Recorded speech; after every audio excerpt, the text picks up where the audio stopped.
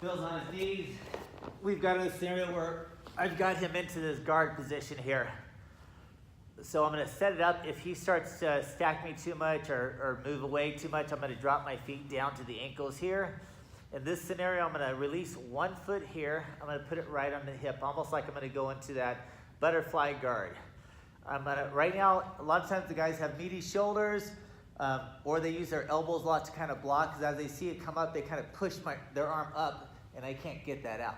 If he's relaxed and he's a beginner and I can pull the elbows in, then it's easy for me with my flexibility to come around the neck, which is my end goal. But a lot of times they're not going to let you, and it's too hard flexibility-wise to be in this type position for that. So I'm going to be over here or over here. I'm going to go into one leg at the hip, into that half butterfly guard. I'm going to push my feet out about 45 degrees and kind of stretch him. When I stretch him, if he's holding onto my gi or collar or jacket, he's stretching himself out, which is good for me because it eliminates his elbow blocking me, right?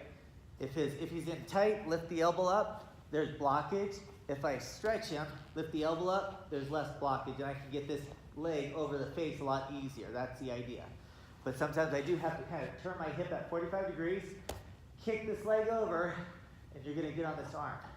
What we don't want is this elbow to be below my leg, so I need to stretch him, and I can let go of both hands at that point and really work on just this arm, right? Just stretching him and either turning him over or doing it from the top position. And then you're just in the normal guard, right? I could come around here, you can lift the hip up, right? Make it crank. If he bends the elbow a little bit, you have the gooseneck. If he allows me, go ahead and let me do the wrist. You always have these options right up in here, right? If it's a street fight, you always have the fingers and the thumb option, or you could even crank it back, and then you work it from there. Come back over here. Let's show from the other side. So again, he's in tight, just like this. I have my feet crisscross. I have them here, or I have it here. Either way, if I have it in this position, I take one leg and I put it here. That allows me to control and stretch him. If he's in tight and he's protective, I can't get this leg out and over, especially if I'm not flexible. So I take this leg and I push out and I stretch his arm so his elbow doesn't block as much.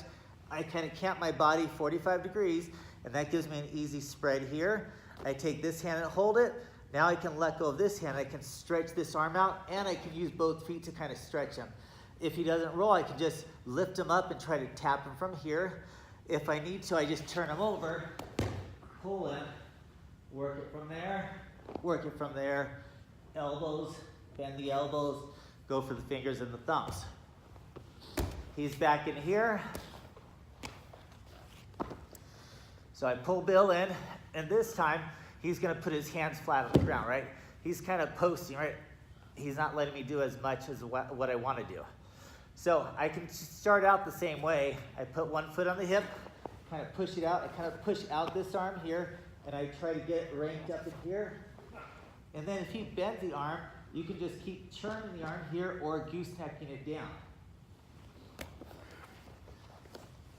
We're here, his hands are on the floor this time, not on my body. I'm going to put the foot here to kind of stretch him out. I can take this same foot leg. Right now it doesn't work, so I'm going to push my body out, give myself some positioning. It's here. If he bends his arm, or if I bend it for him, I'm just going to crank it here or gooseneck it here. But it starts out in that same manner. So practice that.